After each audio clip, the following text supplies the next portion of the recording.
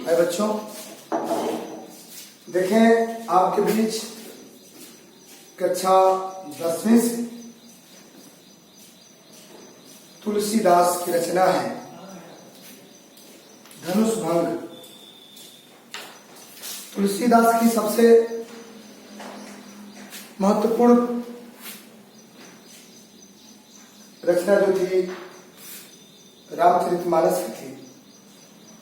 उसी रामचरितमानस से बालकांड के अंदर से धनुष भंग पार्ट 2 का है। धनुष भंग में तुलसीदास द्वारा रचित सीता स्वयंवर का वर्णन किया गया है। सीता स्वयंवर में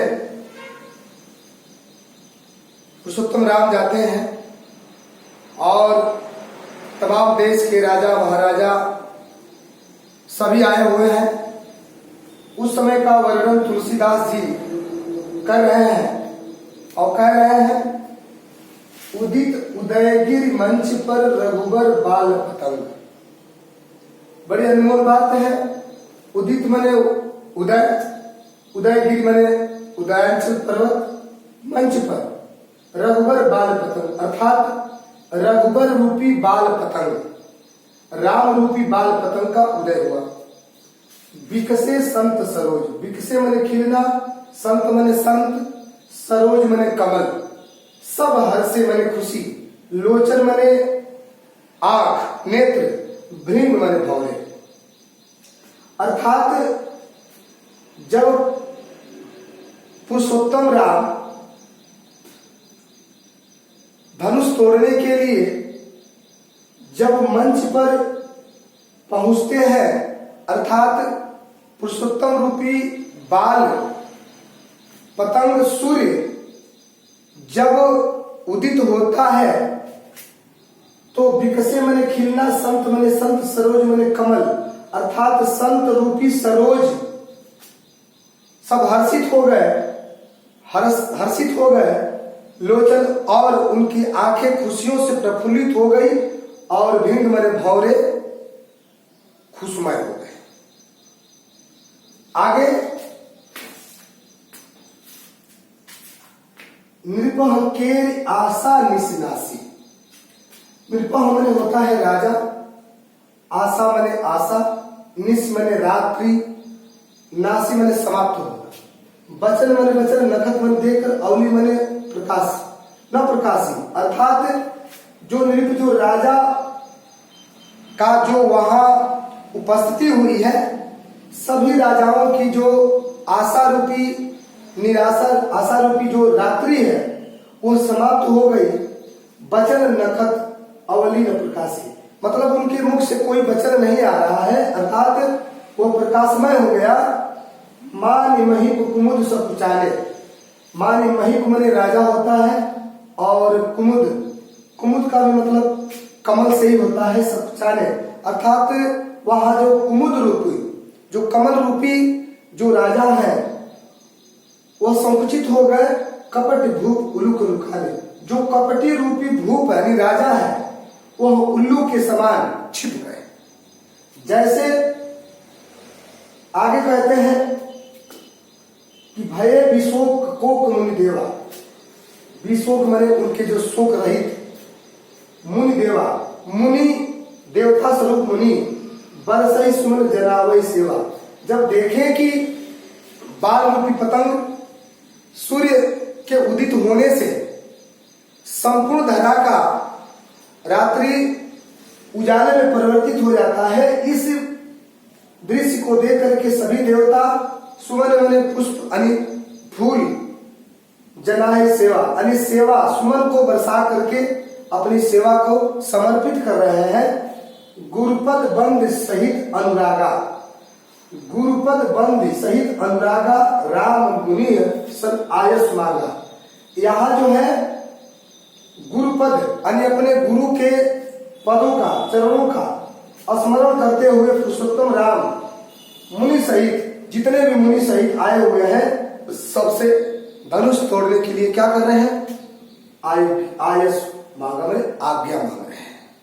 और दूसरे पद में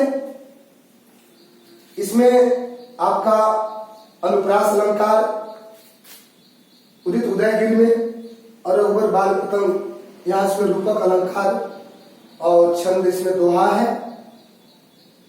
ये समझ में आया होगा। आगे दूसरे पद्यांश में कहा जा रहा है कि सहज चले सकल जग स्वामी, सहज ही चले सकल जो जग स्वामी, मंत मंजुबर कुंजर गामी।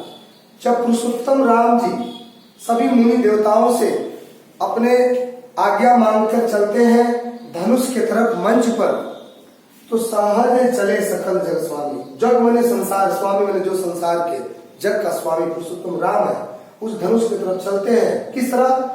मंत मंजु, मंजु माने होता है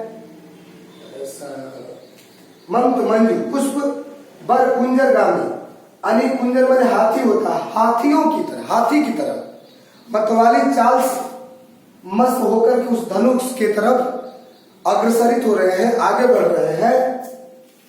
चलत राम सब पुर नर नारी। जब राम पुरुषोत्तम जी जब धनुष की तरफ चलते हैं तो सब पुर यानी उस नगर की सारी स्त्रियां, सभी नारी पुलक पूरी तन भय सुखाई, यानी सभी की आंखें क्या हो रही है? पुलकित हो रही है और उनका मन क्या हो रहा है? सुखमय हो गया। क्यों? बंद पितर सुर सुकृत समारे। बंद पितर मैंने अपने पितरों को, सुर देवताओं की सुकृति लेकर के, जो कछ पुण्य प्रभाव हमारे, वो कह रहे पुरुषोत्तम राम अपने बंदों की और पितरों का स्मरण करके कह रहे हैं कि यदि मेरा कुछ पुण्य है आप पे, मैंने आपकी सेवा सत्कार किया है, तो उसका अधिक प्रभाव है, तो हमारे पे आपकी दया दृष्टि होनी चाहिए। क्योंकि तो शिव धनुष मृणाल की नाई, तो राम गणेश गोसाई। यदि आपकी अगर मेरे पुण्य का प्रभाव है तो आपकी कृपा ऐसी हो कि इस शिव की धनुष को मैं क्या करूं? उसको तोड़ सकूं। गणेश गोसाई, हे गणेश गोसाई, पुरुषोत्तम राम जी कह रहे हैं कि यदि मेरे पुण्य का कुछ प्रभाव हो तो मैं इस धनुष को क्या करूं? तोड़ सकूं।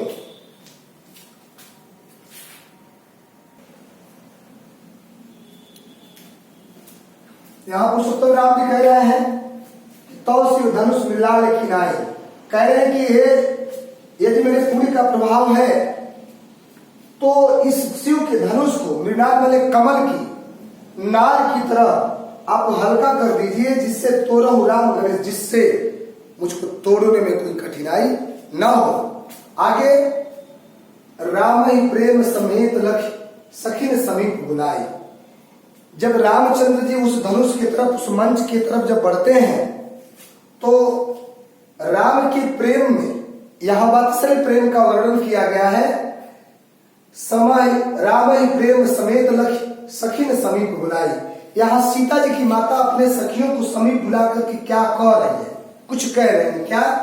सीता मातु स्नेह बस वचन कह लिखा है। ये राम जी के, पुरुषोत्तम राम चंद्र के धनुष की तरफ बढ़ते हुए दृश्य को देख करके सीता जी की माता अपने वचन को, अपने बातों को विलक करके यानी मार्मिक स्वर में कह रही हैं। क्या कह रही हैं? सखी सब कौतुक देख निहारे। सखी सब कौतुक, जो देखने का दृश्य है, निहारे, सभी लोग देख रहे हैं। जो खावत हितु हमारे, यहाँ सभी तो जो उपस्थित हैं, बड़े से बड़े, छोटे से छोटे, सभी मेरे क्या है? हितु, मेरे सगे संबंधी हैं। कौन बुझाई कहाई गुरु पाही, ये बालक असहट बलिनाई। कह रही है सीता जी की माता, कौन बुझाई कहाई गुरु पाही, अरे गुरु जी, विश्वामित्र गुरु से कोई क्यों नहीं जाकर के कह रहा है, क्यों नहीं समझा रहा है कि जिस धनुष को तोड़ने के लिए यह बालक पुरुषोत्तम राम जा रहे हैं, ये बालक असहट बलिनाई, ये तो बालक बहुत हठीला है। जिसको बालक को, कोमलता को देख करके सीता माता अपने द्रव्य भाव से कह रहे हैं कि ये बालक बहुत हठी लग रहा है। क्योंकि रावण बाण छुअत नहीं चापा।